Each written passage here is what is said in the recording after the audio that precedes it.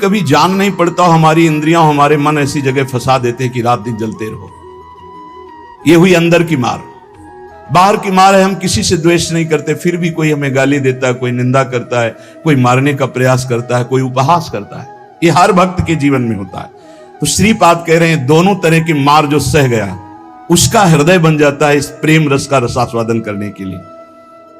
भगवान देख रहे हैं पर वो चुप रहेंगे। हमारी बात को पकड़ना, जब तक आप परिपक्व नहीं हो जाएंगे तब तक आपको पिटने देंगे। सहो, भगवान आदेश करते हैं, अर्जुन के सामने खड़े हैं। मात्रा स्पर्शास्तु कौन्ते शीतोष्ण सुख दुखदा आगमा पाइनो अनित्यास्तास्तिति क्षस्व भारत। ये नाशवान है, आने जाने वाले दुख सुख इनको सो। बड़ी गलती हो जाती है, हम टूट जाते हैं, बाहर की थपेड़ों से अंदर की मार से टूट जाते हैं। इसीलिए हमें भगवदानंद की अनुभूति विलंब से नहीं तो बहुत जल्दी हो जाए। दौड़ पड़ते हैं भगवान जब साधक हर बात चुपचाप सहता रहता है, हर मार सहता रहता है, तो भगवान को फिर देखा नहीं जाता, फिर दौड़ पड़ते हैं और उसके हृदय मंदिर पर प्रकाशित हो जाते हैं, निहाल हो जाता है। श्रीपाद कह रहे हैं हासम भर्त्सन ताड़नादिषु सदा कुर्वन् विषादम नहीं ग्रासस्याप्यनुपस्थितौ व्यवहरल्लोकेति मुग्धार भवत्। तुम्हारा उपहास होगा, हंसी तुम्हारी उड़ाई जाएगी, बहुत उड़ाई जाती है। घर परिवार के लोग ही हंसी उड़ाने लगते हैं, मित्रजन ही हंसी उड़ाने लगते हैं, ऑफिस के लोग ही उपहास करने लगते हैं, और ज्यादा हो जाए तो ताड़न भी करते हैं, पीट भी देते हैं। ऐसा होता है, घर परिवार के लोग ही। ऐसे कितने हमारे पास प्रश्न आते हैं कि हमारे परिवार के जन हमारा भारी विरोध कर रहे हैं। हासम भर्त्सन ताड़नादिषु सदा कुर्वन् विषादम नहीं। सदा तुम्हारा उपहास हो रहा है, बहुत कठिन है प्यारे, बहुत कठिन है। प्रवचन कर लेना सरल है, प्रवचन सुन लेना सरल है, सहना बहुत कठिन है। जब बाहर से निंदा हो और अपमान का समय हो और अंदर से इंद्रियां और मन साथ ना दें, फिर सोचो उस उपासक की दशा क्या होगी। उसी समय सत्संग के वचन उसे बचाते हैं।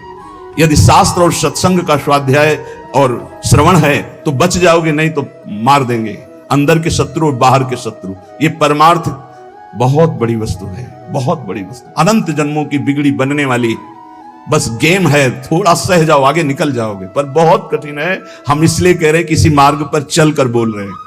ऐसे पढ़ करके प्रवचन कर लेना अलग है, लेकिन छाती में वार सह के और फिर कदम बढ़ाना, वो आह ही निकलती है, वो प्रभु का बल ही काम करता है। वो आपको गिराने की कोशिश करेगा, उठाने की कोशिश नहीं करेगा। उठा सकते हैं तो महापुरुषों के वचन और भगवान के वचन जो शास्त्र कहे, बकाया और कोई नहीं। जब ये पढ़ते हैं तास्तितिक्षस्व भारत, सह जा इनको, तो हिम्मत आती है।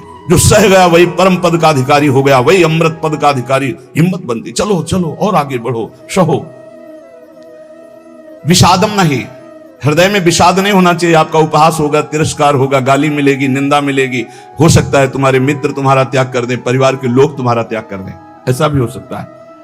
ग्रासस्याप्यनुपस्थितौ व्यवहरल्लोकेति मुग्धार भवत्। हो सकता है कि तुम्हारे खाने पीने की व्यवस्था में भी व्यवधान पड़ जाए। देख लो, तितिक्ष ब्राह्मण को बांध लिया, प्रसाद उसका छीन लिया, उसकी पिटाई की बहुत। एकादश स्कंद में क्या दोष था? केवल भगवान के भजन के लिए दृढ़ नियम लिया था, मौन रहूंगा, बोलूंगा नहीं, चाहे जितना सताया जाऊं, कभी भगवान के मार्ग को नहीं छोड़ूंगा। शुरू हो गया जीवन में उपद्रव उसके। कह रहे हो सकता है कि आपको ग्रास लाभ के लिए भी परेशानी आ जाए, जैसे सुदामा जी को। तुकाराम जी भी महाराज, अभी आगे चरित्र, तुकाराम जी भी महाराज कह रहे हैं अन्न के बिना परिवार त्रस्त हो गया, एक कवल खाने के लिए अन्न की व्यवस्था भी नहीं रही। लेकिन कभी विषाद नहीं हुआ।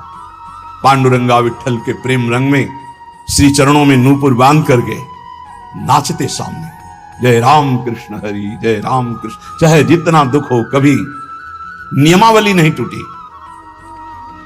और कह रहे हैं कि व्यवहार में प्रायः लोग तुम्हें मूढ़ ही समझे ऐसा व्यवहार करना। बहुत विद्वान हो, बहुत ज्ञानी हो, ऐसा करोगे तो फंस जाओगे। अपने को छुपा करके भजन बढ़ाओ। जब तक परिपक्व ना हो जाए तब तक कोई जान न पावे कि तुम इतने भजनानंदी हो, तुम ज्ञानी हो, तुम भगत हो। नैष्किंचन्य महाधनो निज गुणा न स्थापयन् कर्हिचित् सर्वाश्चित् वपुषो नमन प्रणयतः सेवस्य वृंदावने। अकिंचनों के परम धन श्री भगवान होते हैं। अपने गुणों का प्रकाश मत करो, बालवत रहो, दूसरे के द्वारा किया हुआ तिरस्कार, अपमान, निंदा, उपहास सह जाओ। हो सकता है तुम्हारी परिस्थिति ऐसी बिगड़ जाए कि भोजन आदि की भी व्यवस्था नहीं, पर चिंता मत करना, पूरा जगत तुम्हें नमस्कार करेगा, ऐसी स्थिति जागृत होगी। ये बात आखिरी परिणाम को जो देखता है वो दौड़ता चला जाता है परमार्थ में, जो वर्तमान में शरीर की व्यवस्था देखता है वो हार जाता है। श्री तुकाराम जी महाराज कह रहे, जब शास्त्र ऐसा कहते हैं, बड़े बड़े संत कहते हैं कि जीव ब्रह्म ही है, बहुत ध्यान से सुनना, बहुत बड़े महापुरुष के वचन हैं, बहुत माल मिल जाएगा परमार्थ में चलने के लिए, बहुत बहुत माला माल हो जाओगे अगर पकड़ लोगे। तुका मन राखो अंकुश अधीन, प्रतिदिन नवीन जागरण, एकांत में बैठ शुद्ध करो चित्त, सो सुख अनंत पार नाही, आय के ही में रहेंगे गोपाल, साधन सुफल घर बैठे भगवत प्राप्ति का उपाय। कह रहे हैं शास्त्रों में लिखा है, संतों ने कहा है, जीव ही ब्रह्म है, ब्रह्म ही शरीर भाव को प्राप्त होने के कारण जीव कहा गया। बिल्कुल अकाट्य शब्द है, इसमें कोई संशय नहीं। जीव शिवा, शिव जीवा, जो शिव है सब में विराजमान है, वही तत्व है। वो अपने स्वरूप को भूल गया, शिवहम, और इस देह भाव को प्राप्त हो गया तो जीवत्व, उसके आगे जीव कह दिया गया। जैसे कई बार एक बिल्कुल ग्रामीण भाषा में इस बात का उदाहरण दिया कि जीव क्यों कहा गया। जैसे हम देखते हैं कि एक आदमी रिक्शा चलाता है, उसको बोलो रिक्शा, वो खड़ा हो जाएगा। वो क्या रिक्शा है क्या? नहीं, ये भी नहीं कहा ए रिक्शा चालक, ऐसा भी नहीं कहा, रिक्शा, वो खड़ा हो गया। क्यों? वो तदात्म है रिक्शा में।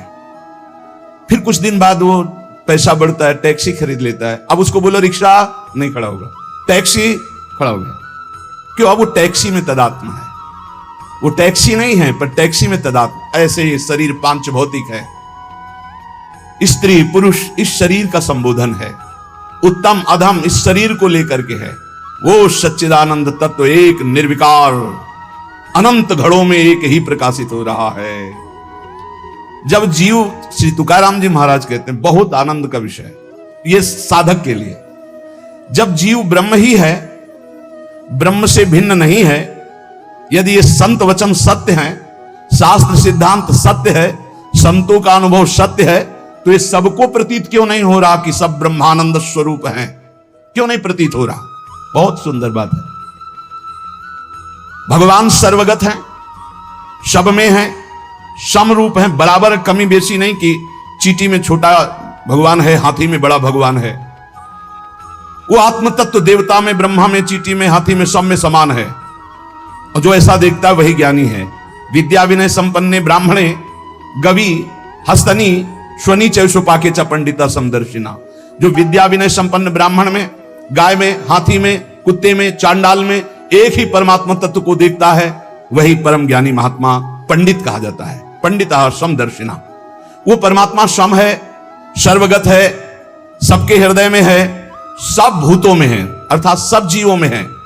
वो सर्वभूतांतरात्मा कहा गया है, वह सर्वव्यापी कहा गया है, वह सर्व साक्षी कहा गया है। वो जल में है, वो थल में है, वो काष्ठ में है, वो पाषाण में है। कोई जगह खाली नहीं जहां भगवान ना हो। फिर तुम क्यों नहीं देख पा रहे हो कि भगवान है? इतना सुलभ परमात्मा सर्वत्र है, फिर तुम अनुभव क्यों नहीं कर पा रहे? तुकाराम जी प्रश्न कर रहे हैं, तुम क्यों नहीं अनुभव कर पा रहे हो? वह परमात्मा अखंड आनंद स्वरूप है, वह परम पवित्र है, रम्य है, तो तुम सुख के लिए भोगों में क्यों घूम रहे हो? अखंड सुख परमात्मा स्वरूप को क्यों अनुभव नहीं कर रहे हो? सब जीव क्यों नहीं दौड़ पड़ते भगवान की तरफ? जब सुख सिंधु भगवान है तो झूठे सुख माया की तरफ लग के क्यों नहीं दौड़ पड़ते? कौड़ी कौड़ी के लिए रात दिन मरा करते हैं, कहीं भी सुखानुभूति नहीं, चिंता शोक भय अशांति। इस संसार से किनारा काट के क्यों नहीं भगवान को प्राप्त कर लेते? ये भाव नदी बड़ी दुस्तर है, मोह माया रूपी, विषय वासना रूपी ऐसा जल भरा है कि इसको काट कर निकल पाना बड़ा कठिन है। संसार इसी दुख में गोते खा रहा है। सुख समुद्र भगवान में क्यों नहीं, जबकि सबके हृदय में, सबके समीप है, सबके साक्षी, सब रूपों में है, और वही आनंद स्वरूप है, और उन्हीं की हम खोज कर रहे हैं, आनंद समुद्र की। पर क्यों नहीं इस संसार से राग हटा के क्यों नहीं परमात्मा का भजन करते? श्री तुकाराम जी कहते हैं यही सबसे बड़ा आश्चर्य है माया का।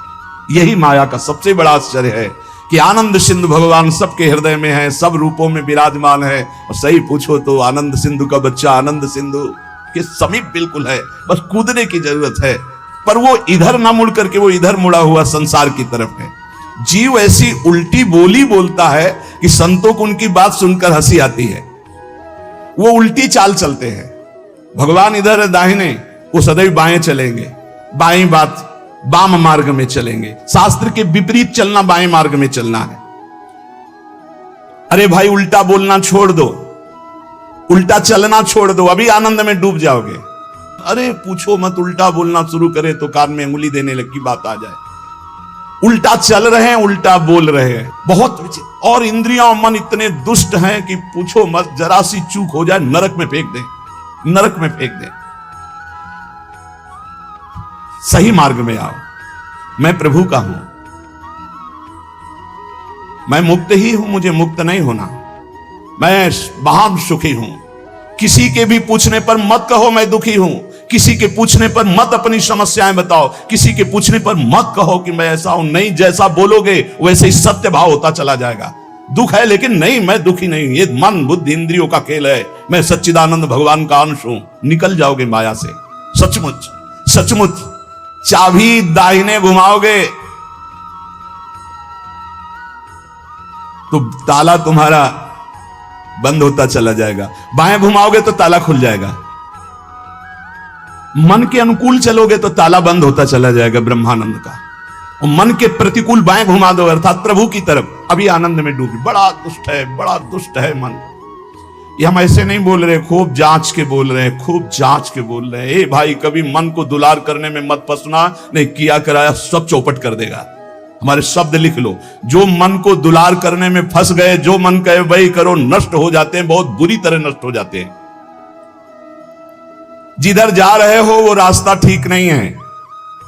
काम क्रोध लोभ मोह मद मत्सर ठग लगे हुए हैं, सब लूट लेंगे, नरकगामी बना देंगे। और यहां आपसे सच्ची हृदय से कहता हूं, वृंदावन में बैठ के कोई किसी का नहीं, सब अपने सुख के लिए प्यार करते हैं। बात बैठा लो दिमाग में। तुम अगर सोचते हो कि किसी को हम प्यार के द्वारा, दुलार के द्वारा ठीक कर देंगे, संभाल देंगे, तो वो ठीक होगा कि नहीं, लेकिन तुम खराब हो जाओगे, तुम नष्ट हो जाओगे। ये बात हृदय में बैठा लो। सीधे अपने मन को शासन पे लेकर इंद्रियों को भगवान में लगाकर पावन कर लो तो कर लो, नहीं तो बहुत बड़ा माया जाल है, फिसलते चले जाओगे। संसार की तरफ पीठ करो और दौड़ पड़ो भगवान की तरफ। राधा राधा राधा राधा, यही दौड़ना है। ना अगल देखो, ना बगल देखो, ना पीछे देखो, सीधे आगे देखो। राधा राधा राधा दौड़ते चले जाओ। ये संसार का प्रवाह जहां से प्रकट हुआ है उस उद्गम स्थान पे पहुंचना पड़ेगा। उद्गम मूल स्थान कौन है? श्री कृष्ण। ऊर्ध्व मूल मधासा कामस्तम प्रावरभ्यम। सचमुच सचमुच तुम मुक्त हो, तुम सुखी हो।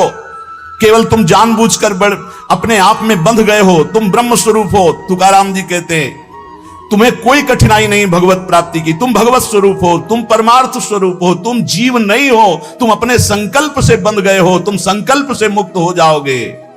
मैं बंधा हुआ बहुत नीच हूं, ये वो, रोते रहो, जन्म जन्म रोते रहो, कभी ठीक नहीं होगे। अरे तुम भगवान के स्वरूप हो ऐसा समझकर एक बार हिम्मत कर निकल जाएगा।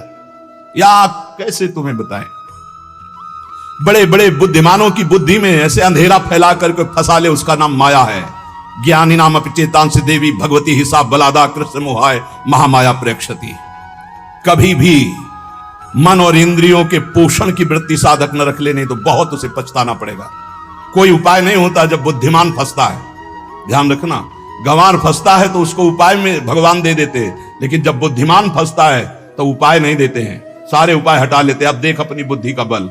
तब जब चिल्ला कर रोता है नाथ, तब कहते हैं ये रास्ता है, निकल, अब मेरी बात मान जा।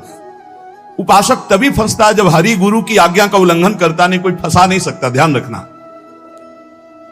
पाप पुण्य, विधि निषेध, बंधन मोक्ष, जन्म मरण, इनके चक्र में यदि पिसना है तो पिसो, जाओ संसार के मार्ग में।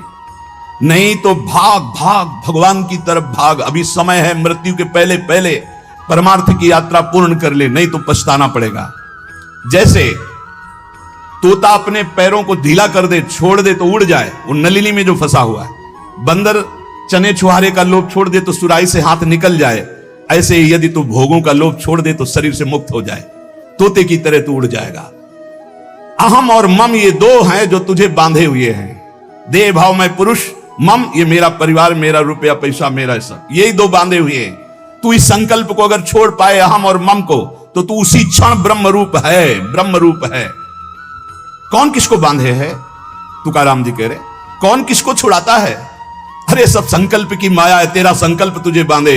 एको हम बहुत श्यामा, और तेरा संकल्प ही तुझे मुक्त कर देगा। बहुत श्यामा से एको हम, ये मन जैसा संकल्प करता है वैसा ही वो बन जाता है। बहुत सुंदर प्रसंग है साधक के लिए। ये मन जैसा संकल्प कर, मैं कामी, उसी समय मन काम हो गया। संकल्प, कल्पना, संसार, वासना, वृत्ति, मन, माया, ये 7 पर्यायवाची शब्द हैं एक माया के। मन, कल्पना, सारा संसार, वासना, वृत्ति, माया, ये सब एक ही पर्यायवाची शब्द है, इसी का नाम माया है। मन में दौड़ रहे हैं, जहां मन जैसे गया, कल्पनाओं में घूम रहे हैं, जिसे कहा जाता है बहुत ज्यादा सोचना, कल्पना करना, ओवर थिंकिंग। संकल्पों में ऐसा कर लूंगा, ऐसा कर लिया है, ऐसा आगे हो जाएगा। वासना, ये भोगा, ये भोग लूंगा। वृत्ति, हर समय रुपया पैसा संसार का चिंतन। मन संकल्प विकल्प करता रहता है। यही मैं, मोर, तय, तोर, यही एक शब्द है बंधन। यही सब पर्यायवाची शब्दों में इनको कहा गया, संकल्प, कल्पना, संसार, वासना, वृत्ति, मन, माया, लेकिन ये एक ही है। जीव स्वयं से बंधा है, उसे स्वयं से छूटना होगा, कोई छुटा नहीं सकता। केवल उपदेश दिया जा सकता है, साधन बताया जा सकता है, लेकिन चलना तो आपको ही होगा। अहमता और ममता ये दो हैं जिनसे तुमने स्वयं को बांध रखा है। इनको स्वयं से तुम्हें काटना होगा, तभी तुम मुक्त होगे। जे भी तुम्हारे संकल्प भस्म हुए, उसी समय तुम ब्रह्म स्वरूप प्रकाशित हो जाओगे। जैसे उज्जवल सोने का मल नष्ट होता है तो दमकने लगता है, ऐसे ही ब्रह्म स्वरूप आपका प्रकाशित हो जाएगा जिस समय आप भोगों का संकल्प त्याग देंगे। कामना, कल्पना, यही मोक्ष में बाधा पहुंचा रहे हैं। कामना, कल्पना, वासना, मन तुम्हारा, संकल्प। असद्दधाना पुरुषा धर्म सस्यास्य परंतप अप्राप्य माम निवर्तन्ते मृत्यु संसार वर्तमनि। यदि मेरी बात पर श्रद्धा कर ले तो इसी क्षण मुक्त हो सकता है। वर्ष, 2 वर्ष, महीना, 2 महीना नहीं, कोई संकल्प नहीं, कोई कामना नहीं, प्रभु के सिवा कोई चिंतन नहीं। अब मेरा लक्ष्य भगवत प्राप्ति, अपने स्वरूप में स्थित होना। जीव की अगर ऐसी श्रद्धा हो जाए मेरे वचनों पर तो अभी भगवत प्राप्ति हो जाए, क्योंकि भगवत स्वरूप है पर श्रद्धा होती नहीं ऐसी, इसलिए उसे इतना प्रपंच झेलना पड़ता है। अगर संत महापुरुषों, गुरुजनों, शास्त्रों पर श्रद्धा हो जाए तो बहुत जल्दी भगवत प्राप्ति हो जाए। श्री तुकाराम जी महाराज अपने दृढ़ निश्चय से साधन पथ पर चलते। कथा, कीर्तन, व्रतानुष्ठान, भगवत चर्चा, श्रवण, सदग्रंथों का पाठ और रात दिन गुरु प्रदत्त राम कृष्ण हरि, इसी का जप और इसी का कीर्तन। स्वप्न में बड़े बड़े महापुरुषों के दर्शन होने लगे श्री तुकाराम जी को। नामदेव जी, बड़े बड़े महापुरुष जो नाम जापक, सबसे सानिध्य सबका। और ऐसा जो उत्तम वृत्ति से साधना करते हैं तो उनको उत्तम उत्तम अव्यक्त महापुरुषों का सानिध्य मिलने लगता है। इनके हृदय में धारा प्रवाह, भगवन नाम, धारा प्रवाह, अव्यावृत, अखंड, इतना नाम की जिस जमीन पे बैठ के कीर्तन करते और वहां से जब चले जाते और वो जमीन पे कान रखो तो वहां से निकलता था राम कृष्ण हरि, विठल विठल विठल, रोम रोम विठल में श्री तुकाराम जी का। और जब ये अश्रु प्रवाह करते हुए पांडुरंगा राम कृष्ण हरि, जय जय राम कृष्ण हरि, तो कोई ऐसा श्रोता नहीं होता था जिसके आंसू ना जाए। ऐसे आर्त भाव से पुकारते थे। चारों दिशाओं में आनंद छा जाता जब श्री तुकाराम जी नूपुरों की झनकार करते हुए चरणों से नाम कीर्तन करते। 27-28 वर्ष की अवस्था में पूरे भारत में यश फैल गया श्री तुकाराम जी का। महाराष्ट्र में तो था ही, पूरे भारत में फैल गया कि ऐसे अद्वितीय महापुरुष, इतनी कम अवस्था में ऐसी लोक मान्यता, ऐसी प्रतिष्ठा किसी बिरले को प्राप्त होती है। 28 वर्ष की अवस्था में पूरे भारत में श्री तुकाराम जी महाराज का पावन यश। अगर अधकचरा योगी हो तो इसी में फंस जाता है, अपने यश के भोग में फंस जाता है, आगे नहीं बढ़ पाता है। कैसे फंस जाता है? जहां यश कीर्ति हुई, लोग इकट्ठा होना शुरू किए, फिर वो नाना प्रकार की स्तुति गान, नाना प्रकार। एक बार हम जब गंगा किनारे भ्रमण कर रहे थे तो एक वयोवृद्ध महात्मा, भगवत प्राप्त ब्रह्मबोध संपन्न महापुरुष, तो उन्होंने नजदीक बुलाया और कहा, बच्चा हमारी बात को जीवन भर याद रखना, ये संस्कृति है, संसार संस्कृति, जन्म मरण का चक्र। जब तुम्हारा भजन बनेगा तो तुम्हें सरकार कहेंगे, भगवान कहेंगे, और भगवान और सरकार कह के सरका देंगे भगवान से। बचना भगवान कहलाने से और बचना सरकार कहलाने से। निरंतर भगवदाकार वृत्ति की आशा करो कि हमारी वृत्ति भगवदाकार रहे। तो यहां श्री तुकाराम जी कह रहे, प्रायः जब यश प्रकट होता है सच्चे उपासक का पूर्व पुण्य या इस जन्म के भजन के प्रताप से, तो उसी का वो भोग करके संतुष्ट हो जाता है। बहुत ही यश कीर्ति है, बस उसकी साधना फिर जो आंतरिक थी वो शिथिल होने लगती है।